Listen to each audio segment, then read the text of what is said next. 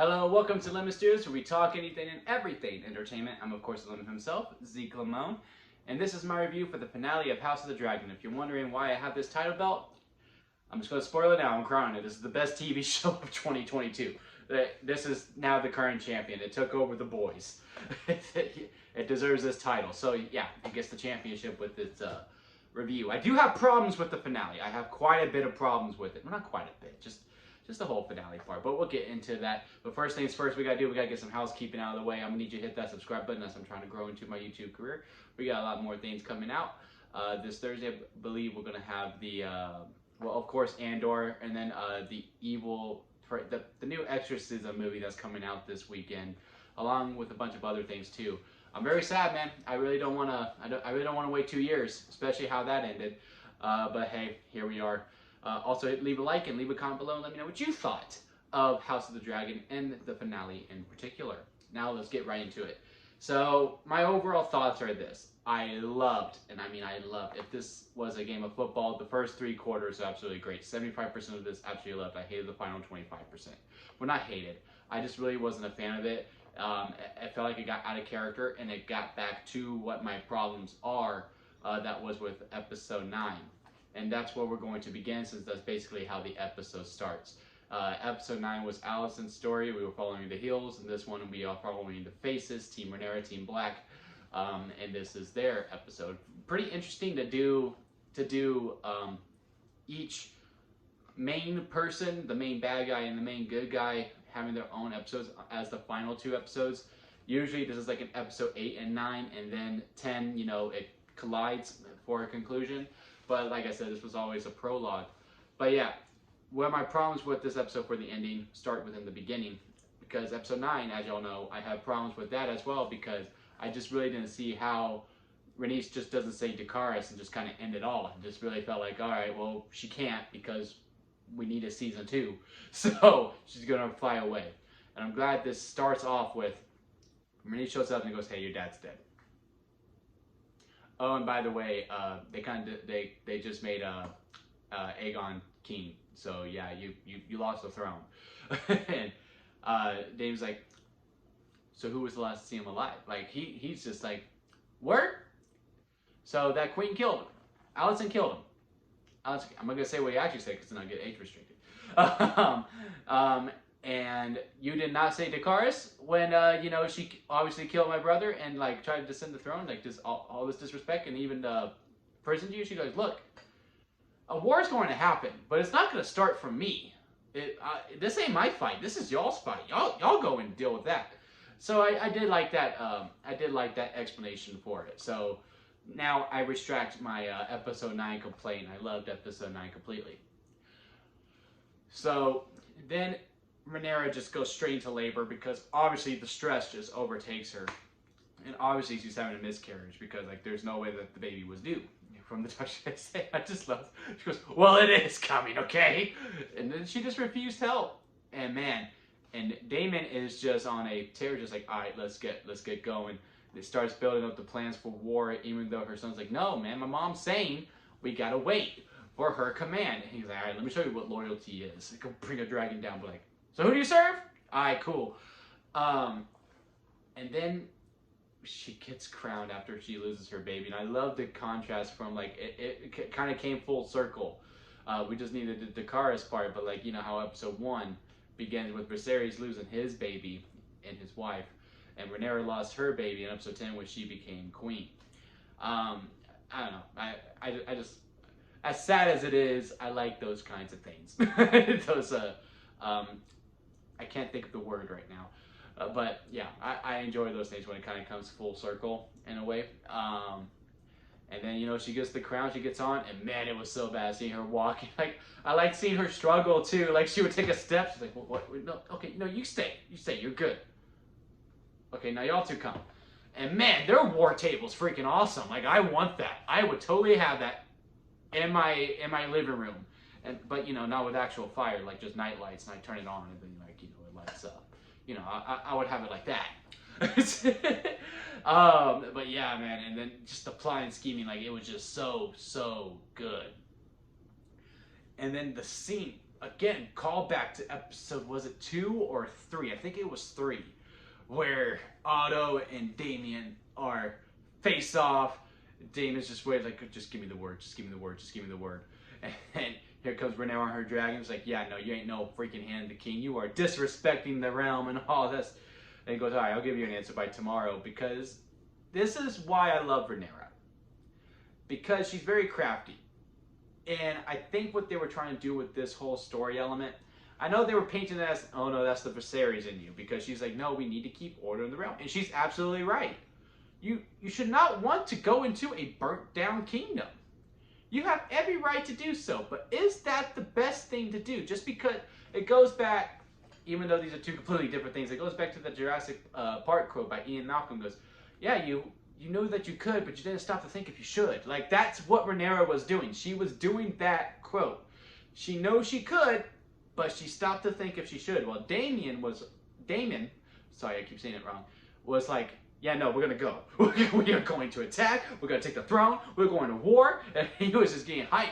And then she had to send everyone away. She goes, dude, calm it down. And then, I don't know how I really feel about her grabbing her neck.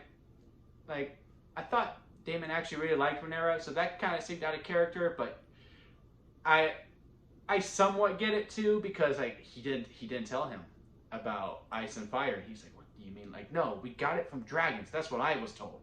So you like somewhat disrespecting him when he was heir. I guess I could somewhat see that.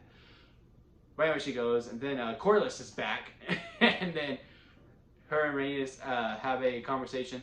And what I always, like, she sides with Rhaenyra after this conversation, because she's like, yeah, no, she's the only one who's trying to be rational about this thing, not just going straight to war. And Corlys is like, just hearing her out, she goes, yeah, no, you got a good plan.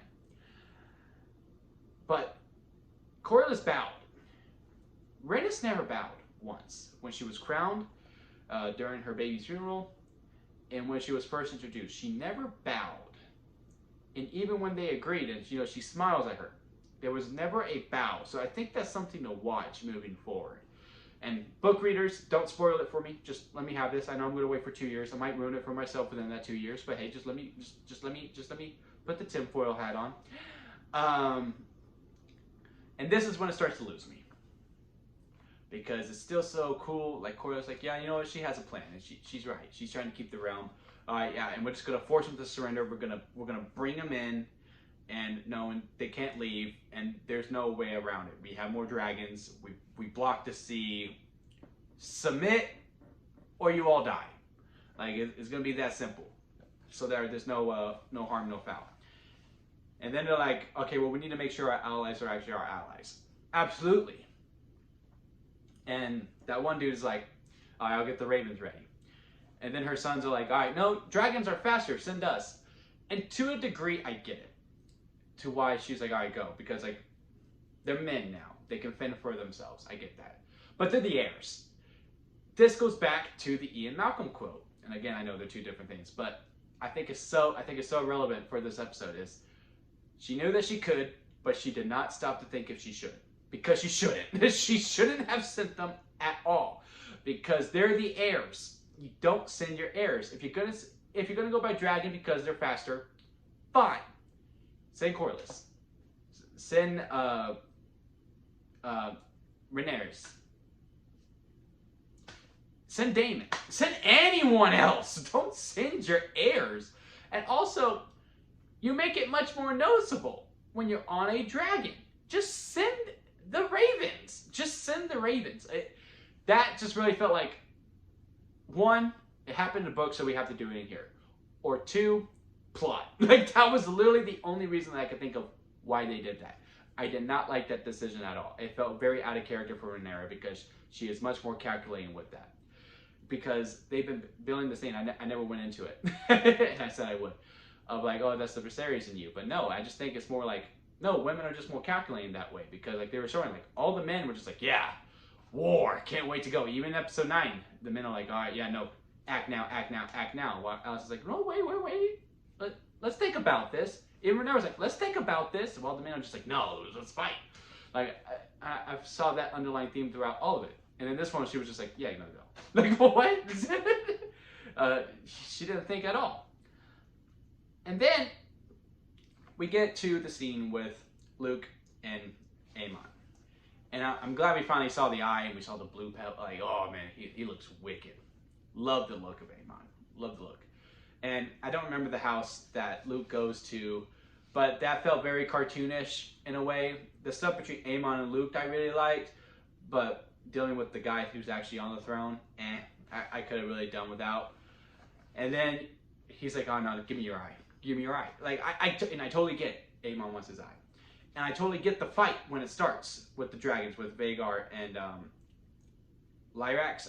It's not Lyrax. I don't remember Luke's dragon's name. I totally get the initial chase. However, the fact that the dragon and Luke die simply because both of them lost control of their dragons feels like a total disservice to both characters, especially to Amon. Because obviously they're trying to build him up as the one you got to really watch out for, and I really do see him sitting on the throne at some point in season 2. I thought I would see him on the throne at the end of this, but when obviously the other storytelling points that they were going with, that obviously wasn't going to happen. Because even at the end, he was like, no Vhagar, no Vhagar. And he goes, oh crap. He's like, oh shit, what do I do now? And like when the dragon fights back on Vhagar, and he's like, no, what are you doing? Like, no, like, again, that also felt like because plot. Because I really just don't see both of them losing control of their dragons. I just don't. So yeah, again, and you know, that's how it ends, because then Daemon comes back and goes, hey, Luke's dead, and so is his dragon. And she's freaking pissed, and yeah, plans out the window now, obviously. Now it's just time for war. Hate controls now, and now it's just out for blood. That's it. Totally get it. And now we gotta wait 2 fucking years before we get to see the follow-up to this. Now, I believe now, if I'm understanding correctly, we are actually in the book now. Yeah? Or at least, like, the first 3 chapters. Like, I think the book actually begins in episode 7 or something like that, but not like now we're getting to the real nitty-gritty of it. But yeah, again, overall, I love this series. Again, it's a champion. It's the best TV series in all of 2022. Hell, it's probably the best in all of entertainment in 2022. TV, movie, whatever. It is probably better than everything. I just really did not like the ending, because again, it was just like, well, we're doing season 2, and also it happened in the book, so we have to do it. Like, this ain't the book, and you can change things differently. Luke can still die, but he can die in battle. Or Amon should have just been like, you know what? No, you didn't want to take your eye. I was going to give you the easy way that you're going to take your eye. No, I'm just going to kill you now. Like, I all would have been forgiven if he would just be like, yeah, no, I'm killing him. And then just moved on from it. No one would have thought twice about it. Like, no one would have been like, yeah, no. Huh, this seems out of Amon's character. No, I'd be like, oh yeah, that lines up completely. If he would have just killed him, so be it. But fine, then honestly, my only beef I have is Rhaenyra and her kids. But now, the double punch of that brings it down a little bit. But overall, it would have taken a lot for this to not be the best TV show 2022. Because every episode was a banger. I liked every episode. Just had some problems with it. Again, only the ending part. The last 25% of this episode is really the only problems I have with it. But again, comment below and let me know what you thought of the finale of House of Dragon and what you thought of the show overall, of the undertone themes. Don't give any spoilers for season 2, but you can say things. Oh man, you can't. Just wait till you see what happens here and what happens there. But don't give any spoilers away, please. Also, if you haven't read the books, then yeah, give me some predictions on what you think is going to happen in season 2. Just please no spoilers. Just please no spoilers. Let me ruin it for myself within these 2-year gap. But yeah, that's gonna be it for me, guys. I'll see you next time at Limit Studios.